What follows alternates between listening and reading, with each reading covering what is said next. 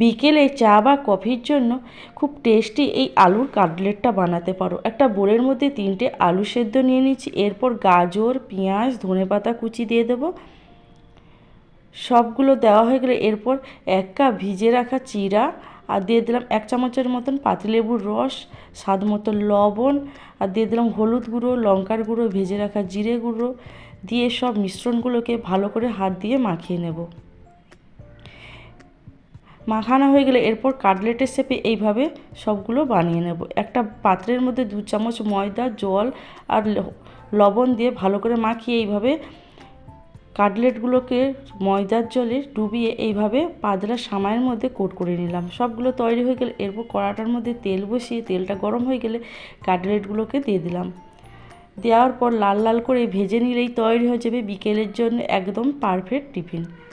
রেসিপিটা যদি ভালো লেগে থাকে লাইক, কমেন্ট, শেয়ার